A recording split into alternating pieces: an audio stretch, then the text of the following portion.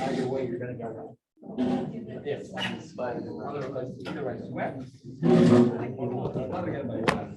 Yeah.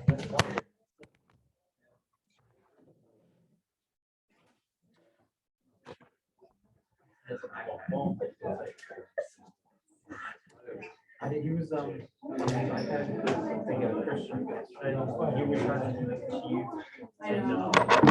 So today we are going to start the next topic, which is functions of several variables.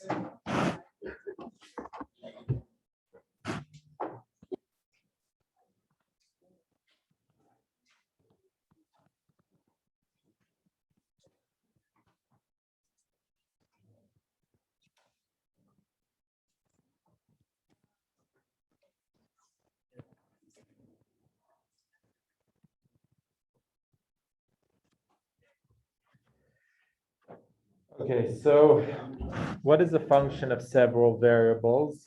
If we go to our x, y, and z axis,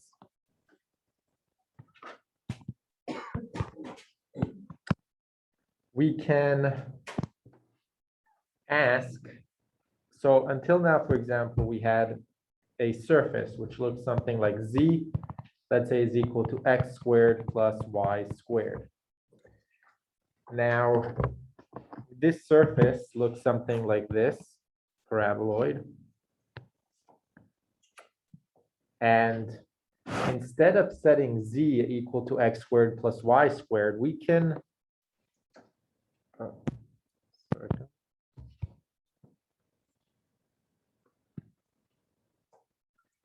set f of x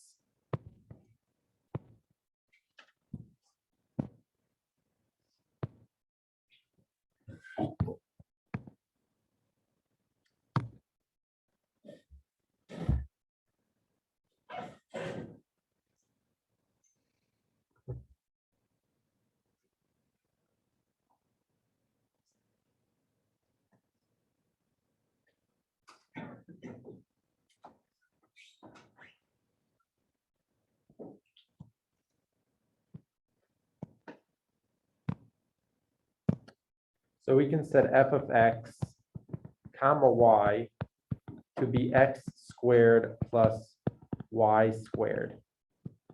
So what exactly does this mean? Well, it's a function.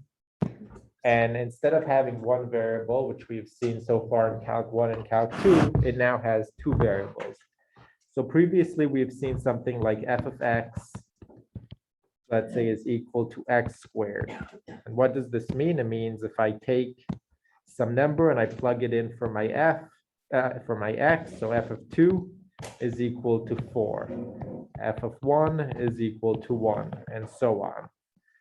Well, now with my function of two variables, I can have, let's say, f of 1 comma 1, and that's going to be 1 squared plus 1 squared, which is equal to 2. So it's now a function where every point on the x, y coordinate plane, so this point 1, 1 is this point over here, right? One in the x direction, one in the y direction. And on the z coordinate, that's where you get your f, right? So the same way that this can also be written as y, but we can either write it as x squared is equal to y, or it's equal to f of x, and f of x is a function, y is more of a curve. Similarly, we can either write it in terms of z up here. Okay. We can either write it in terms of z, or we can write it in terms of some function. And the good part about having a function is you can plug points into this function and see what value you get. So you can plug in 1, 1. You can plug in, let's say, f of -1, 2. So that's going to be 1 squared plus 2 squared, which is equal to 5. and so on and so forth. So every point on the XY plane, you map it up, and that gives you your point f of xy. And in this case, because it's a parabola, we can also draw what f of xy looks like, what this function looks like. So there was a problem on the exam, I think it was problem 3, which asked you to find a paraboloid, which is reflected over the xy coordinate plane. So generally you look at a paraboloid and it looks something like this. By reflecting it, we just flip it upside down, but that has that intersects the z-axis at its highest point at 5. So something that looks like this.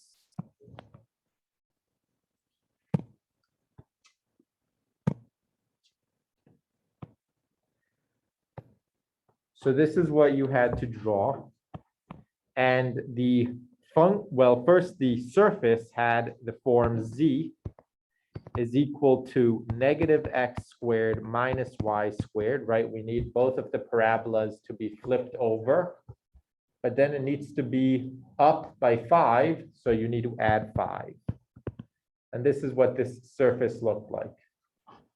And this is the equation for that surface. Now we can also write this in the form of a function. So we can say f of xy is equal to negative x squared minus y squared plus 5.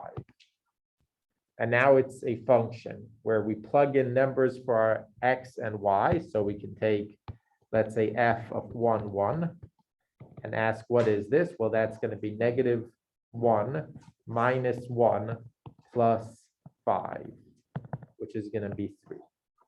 Okay, so you can plug points into your function and get an output. And that's why it's a function of several variables. There are 2 variables here, x and y. Now, the second part of the question on the exam asks you to figure out or to parameterize the curve where that intersects the plane z is equal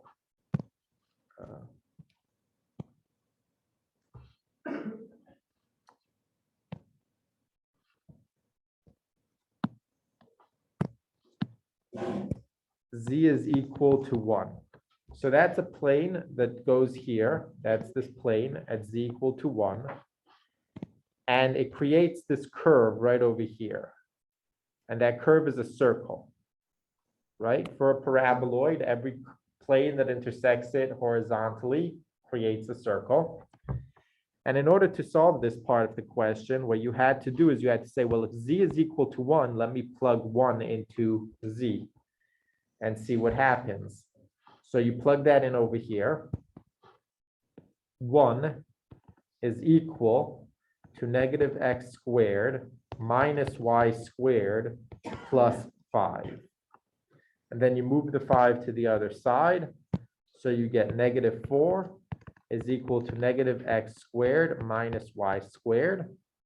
And you divide by negative, so you get 4 is equal to x squared plus y squared. And as we talked about a couple of times, if you see a circle and you want to parameterize it, then you use cosines and sines.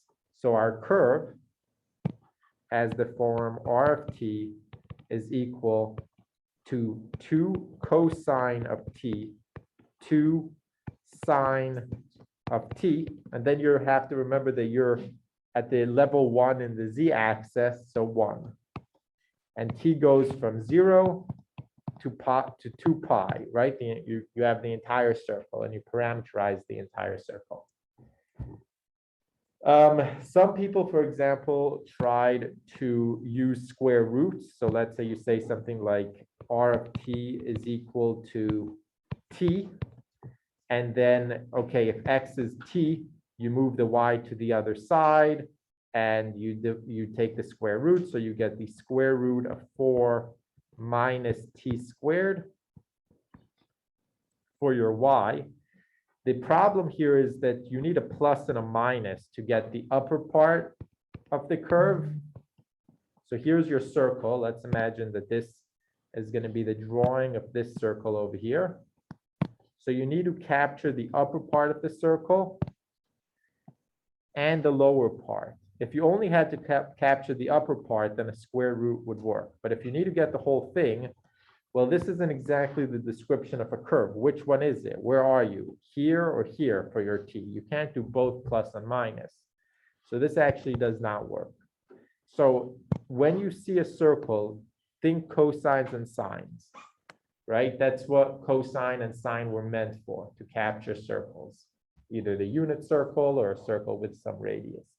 Cosine is the x component, sine is generally the y component, although it can be flipped. So now that we spoke about that, we can also do all of this in the form of functions. So instead of having a surface, z is equal to x squared plus y squared, we can have a function f, sorry, and our surface was z is equal to negative x squared minus y squared plus 5. So now our function f of xy is going to be negative x squared minus y squared plus 5, right? And now z over here is equal to f of xy. So you get the same exact shape,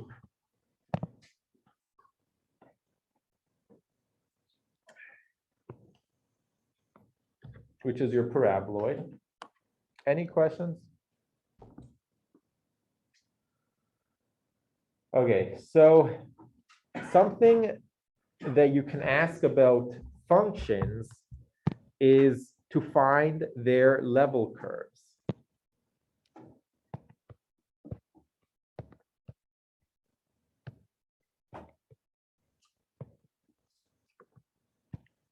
What is the level curve? A level curve is the curve that you get if you set your function to be some number. So the question, if you have a plane at z is equal to 1,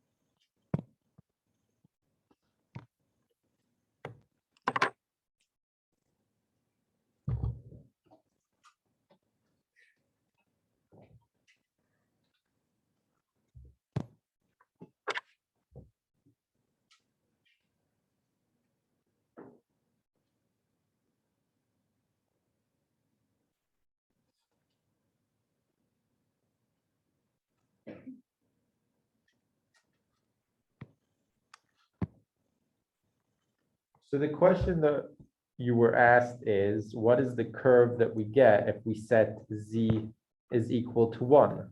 Well, that is a question of a level curve. So when you set z equal to 1, again, you get this plane at the height z equal to 1. And the same question can be, find the level curve with f xy is equal to 1. Find the curve such that all points on this curve get mapped to 1 by f of xy. You plug in your x and you plug in your y and you get 1. And we ignore the z direction. So the level curve over here would be 1 is equal to negative x squared minus y squared plus 5, which again gets us to x squared plus y squared is equal to 4. Now this is then a level curve. In the xy plane, it's a circle with radius 2.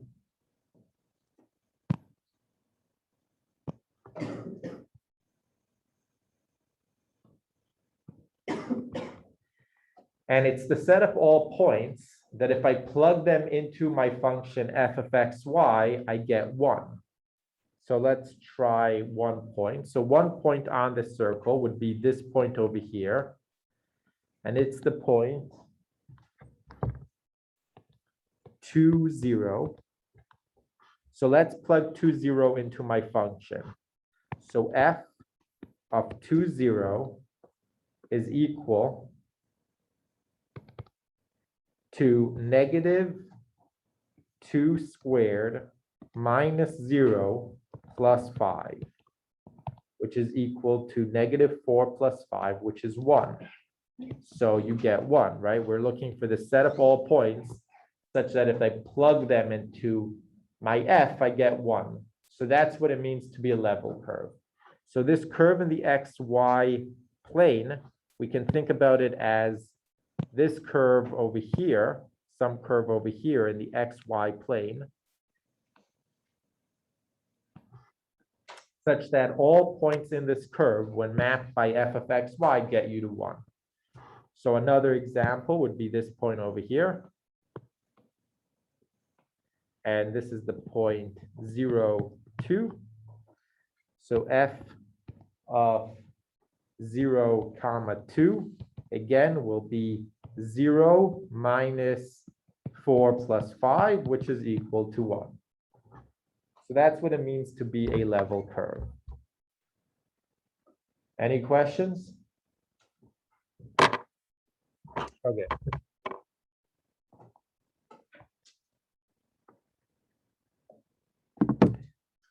So other surfaces, other functions, multivariable functions that we can consider and draw could be,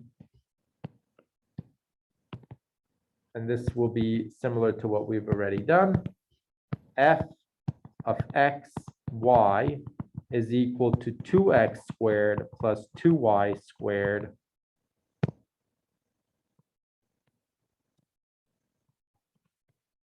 plus 4, or let's say minus 4. So this is again the paraboloid. You go down by 4, so you're here, and your radius is a bit smaller.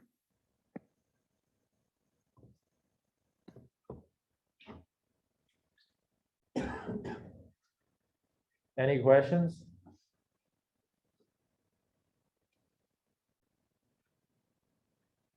Okay. Other functions that we can create can represent a plane. So we know that the plane is given by ax plus by plus cz is equal to d. Now, if I move the z to the other side, I can write this in the form, let's say z, just z, is equal to some other constant a, b, and c. So these won't be the same. So let's say ax plus by plus d. So now I just want the z to be by itself. And so a plane can also be given by f of xy is equal to ax plus by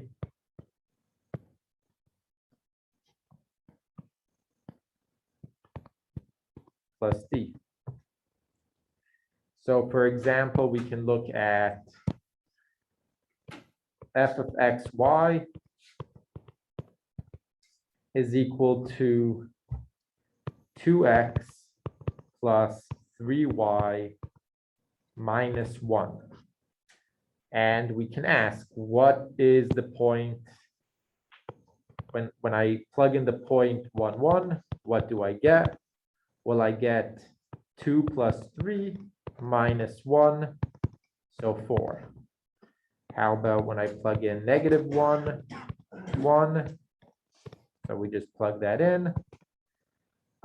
Negative 2 plus 3 minus 1, which is 0. Any questions?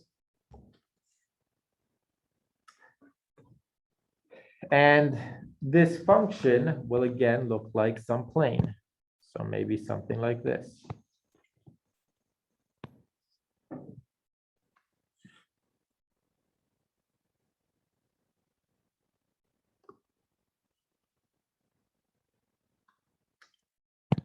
Now,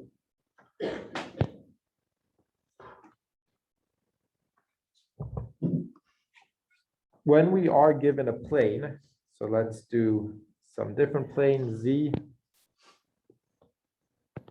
is equal to 12 minus 3x minus 4y. So again, our f of x, y will be 12 minus 3x minus 4y. It's generally easier to picture the plane or graph it using the equation that we already know. So moving the xy to the other side and getting 3x plus 4y plus z is equal to 12. And then we can ask questions. For example, where does this plane intersect the z-axis?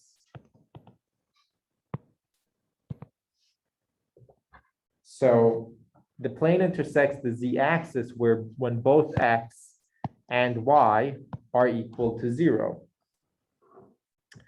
So we can just plug in 0, 0 into our x and into our f of x, y, or we can plug it in here and we get z is equal to 12. So it will be at the point 0, 0 in the x and y direction and 12 in the z direction. So that's this point over here. 0, 0, 12. We can ask, where does this intersect the x-axis? And that's where y and z are both 0. So that you plug in here and you get 3x is equal to 12. Or in other words, x is equal to 4. So it will be at the point 4, 0, 0. And that's this point over here. 4, 0, 0. Or it can be, or we can ask, what is the y-intercept? And that happens when both x and z are 0. So that gives us the equation 4y is equal to 12. Or in other words, y is equal to 3. So we get the point 0, 3, 0. And if we put these together, so over here we get some triangle, and eventually when we get to integration, we might ask questions like, what is the area under this triangle? So it's important to understand how these graphs look in order to be able to answer those type of questions. But before we ask those type of questions, we now see how this plane looks, right? It extends in this direction, and it looks something like this. And when it comes to the corner of the x, y, z coordinate system, it creates a little triangle that looks like that. We can also ask a question like, what is one of its level curves? So let me go back to the parabolas for a second. We did like 1 or 2 level curves for the parabola, but you can ask for many level curves on the parabola. So for example, when we come to this parabola over here, we can ask for the level curve at f of x, y equal to 0. So that means you set 0 over here, and you get 4 is equal to 2x squared plus 2y squared. So you get x squared plus y squared is equal to 2. And that is some circle. So let's say in our XY coordinate system, you get some circle. That's this circle over here.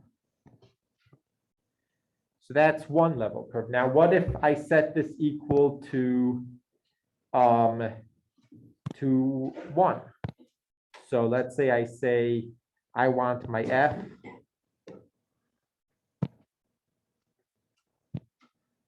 of xy to be equal to 1. Well, now we set 1 for f of xy, and we get 1 is equal to 2x squared plus 2y squared minus 4. So we get 5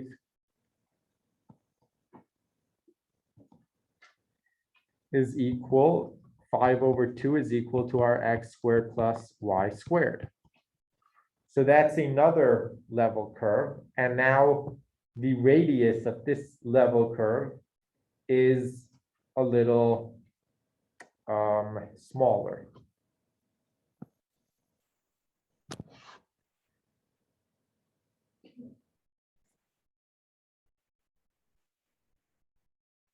Give me 1 second.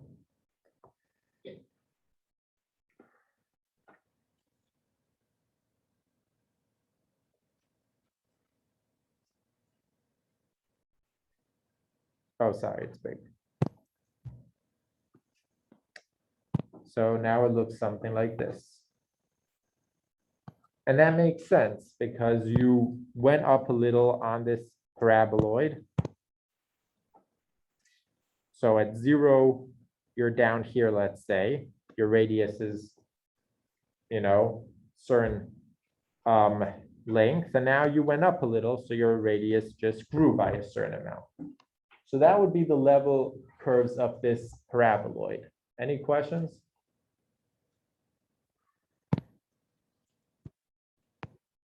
Okay. So similarly, you can get level curves for your planes. So for this example,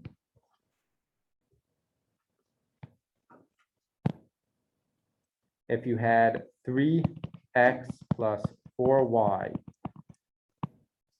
plus z is equal to 12, and we put the x and the y on the other side, so we get f of xy is equal to 12 minus 3x minus 4y. Then we can ask a question, when is this 1? So when is 1? So when is f of xy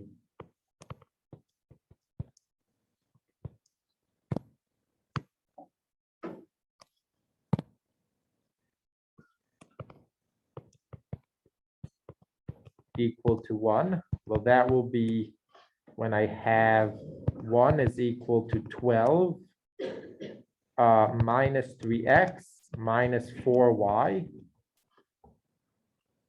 Or in other words, 11 is going to be equal to negative 3x minus 4y. So we can get rid of this and say 11 is equal to 3x plus 4y. And this is some line, right? So if this is your plane,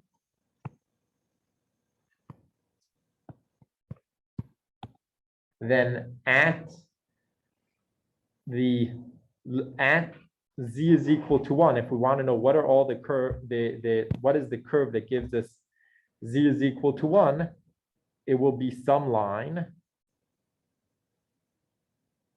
that, let's say, looks like this. Who knows how it looks? And every point on this line, if you map it, you will get 1 in your Z. Yes.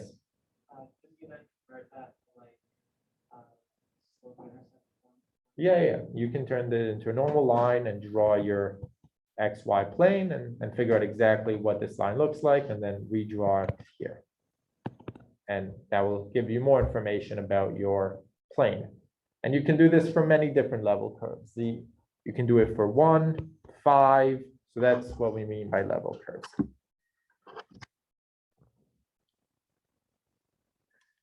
Any other questions?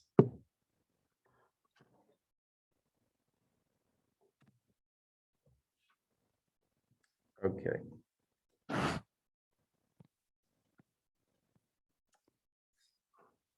So I'm going to try to emphasize what type of questions might appear in an exam and what type of questions will not.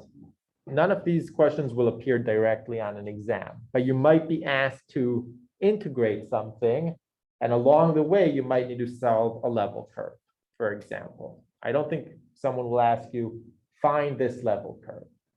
But like I said, there are certain problems that require you to find a level curve.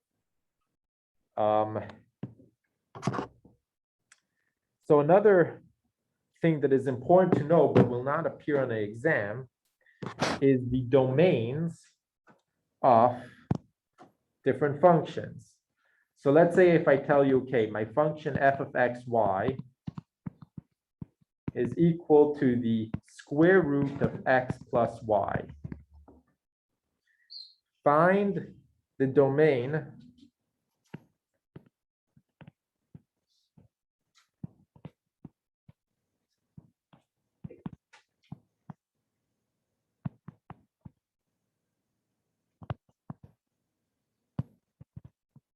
of this function. So please take a couple of minutes to think about what you think you need to do in order to get the domain of this function. And I would also recommend that you find the range of the function.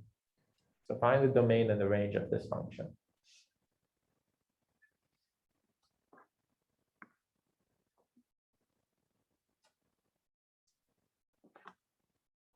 Oh, and try to graph it.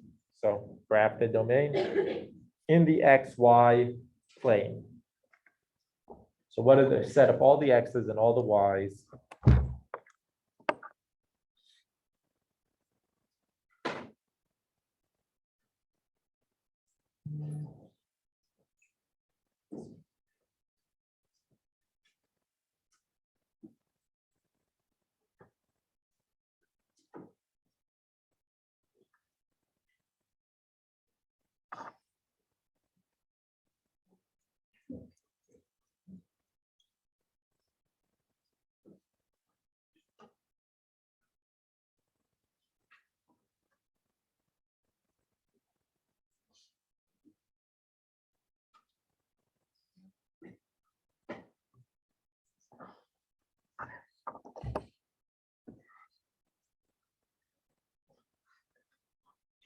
Okay, so for square roots, you just have to remember that you don't want the inside of the square root to be negative. And again, this type of question will not appear on an exam, but knowing what a domain of a function is will be useful for different problems in the exams. So we would like x plus y to be bigger or equal to 0, right? If there is some point where this thing is negative, then the square root cannot be evaluated. So if here is your x and your y, and you solve for the y, so y is bigger or equal to negative x. So that will be this line over here. That's the border of your domain. And then it will be all these points. So any point here, you plug it into your function, you will get an answer. Other points, you won't. Okay, let's try another one.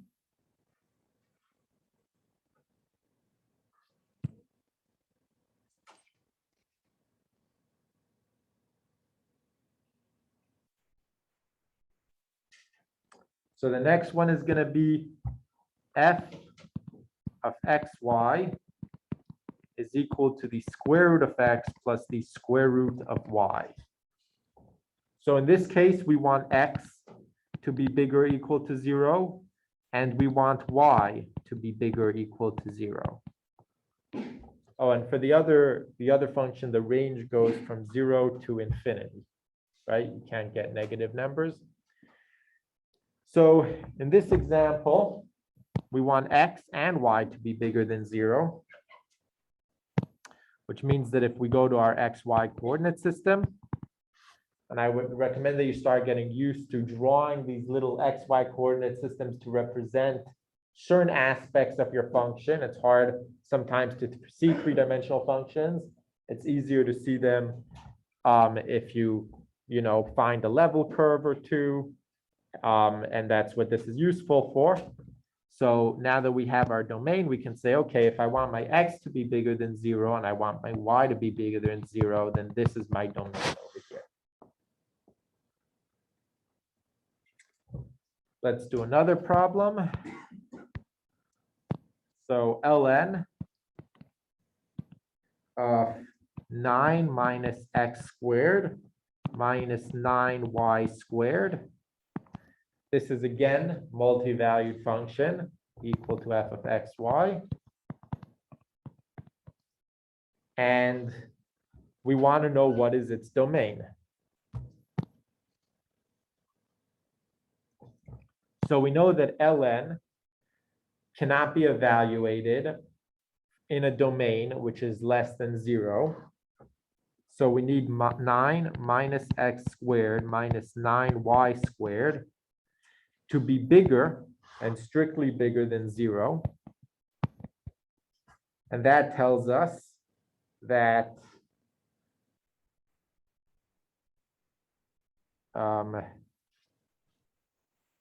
x squared plus, so x squared over 9 plus y squared must be less than 1. Okay, so this looks like a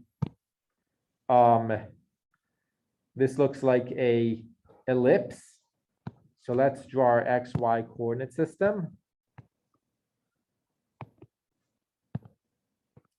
So when our y is 0, our x is going to be x squared over 9 is less than 1, which tells us that x squared is less than 9, which tells us that x is less than 3. So it's some point over here. So this would be the point 3. And then over here, we're going to have the point 1 for our y. So this is the point 3, 0. And this is the point 0, 1. And we have some ellipse.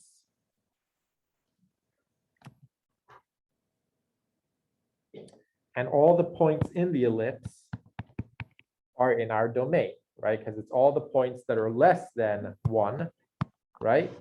So what are all the points that satisfy this? All these points in this ellipse. Any questions? Okay.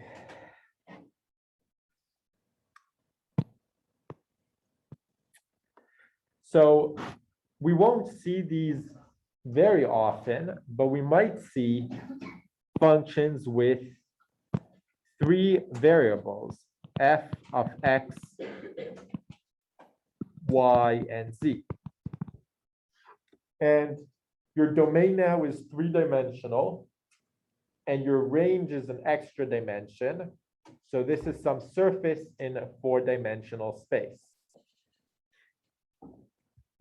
And it is very hard to visualize 4-dimensional spaces, but you need to realize that the level curves of this, right, if you set this equal to some number c, are surfaces in 3D. And we will talk more about this. And so let's say you have this function is 1 over the square root of x squared plus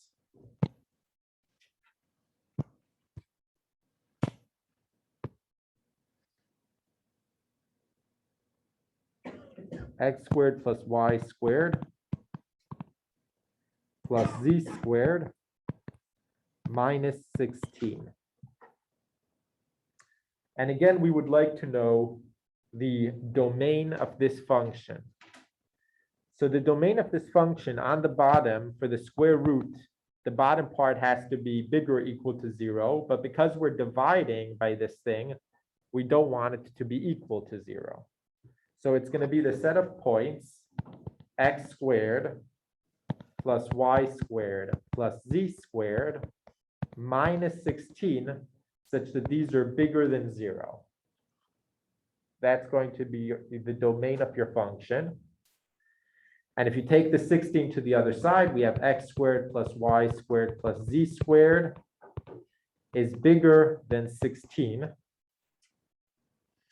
And so now our domain is three-dimensional, x, y, and z. And in order to satisfy this equation, well, first, what happens if you're equal to 16? Well, you're some ellipsoid. Or really, in this case, you are just a sphere. But now with radius 4, but now we want the points such that they're bigger than that radius. So that's all of these points outside of your sphere. So if you get too close to the origin, this thing gets 0 because you're dividing by 16 and you don't have a domain. But for all other points, you do have a domain, and this function can be evaluated. So, for example, if I take the point 5, 0, 0, well, 5, 0, 0 is outside of this sphere. It's outside of this sphere over here. So let me evaluate the function. And that will be f of 5, 0, 0, which is equal to 1 over the square root of 5 squared plus 0 minus 16, which is equal to 1 over the square root of 25 minus 16. Any questions?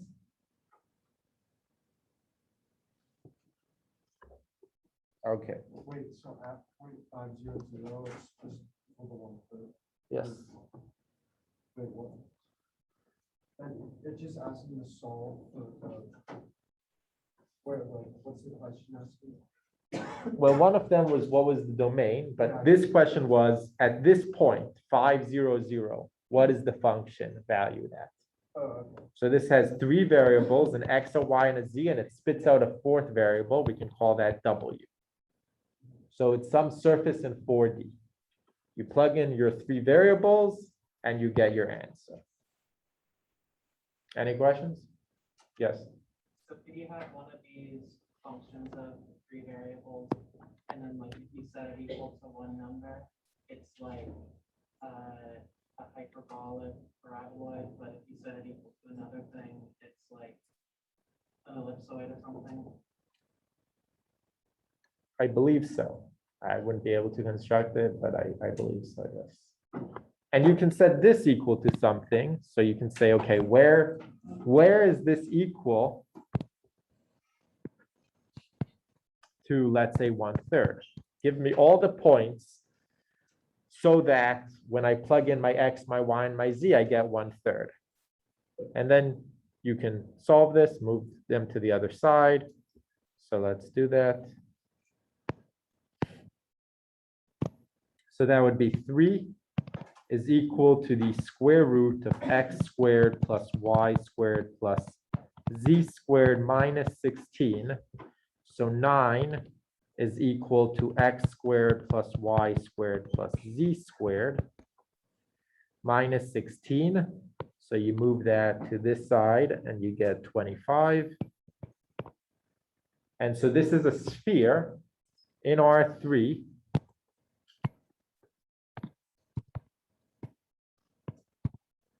So this is some sphere in R3 with radius 5.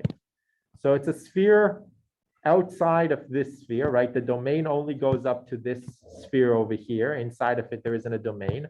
And if you want to know what are all the points, what is the level curve of this 4-dimensional surface, it's a 3-dimensional sphere with radius 5. And like I mentioned before the test, we don't necessarily want you to get all the numbers correctly, but we do want to see an overall understanding of how to approach a problem, how to set it up correctly, and how to do as many of the steps as you can correctly, which makes things easier because my recommendation would be focus on the ideas and on the steps, the intuitions, and focus less on the arithmetic. And hopefully that'll help.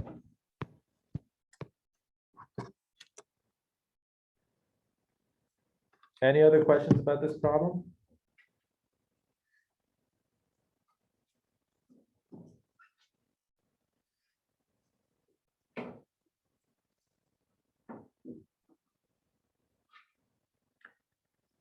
Okay. So let's try another problem. F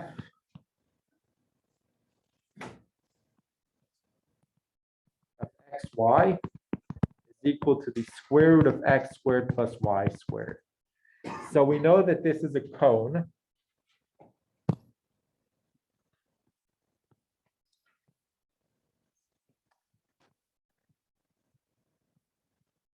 And again, you can be asked to find the level surfaces of this cone. So that would be something like, what happens if f of xy is equal to 3, which is equal to the square root of x squared plus y squared? Well, that means 9 is equal to x squared plus y squared, and that is some circle. So in my xy dimension, so this is x, y, z.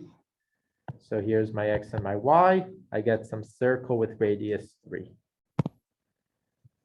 And any point on the circle, if I plug it in to my function, I will get the point 3.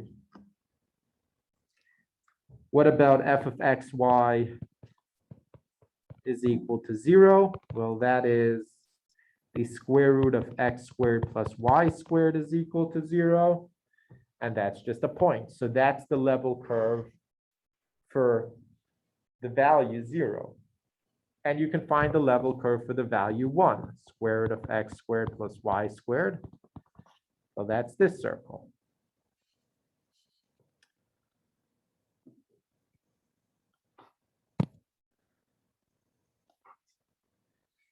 Okay, I think there are a couple of homeworks due on Achieve and homework 4 by tomorrow. I'm going to try to post homework 5. If you are struggling with the material that we've covered so far, please come ask me questions because the material going forward just gets harder. So there are 3 parts of the class, and each one of them is going to be harder than the previous one. That's how it is.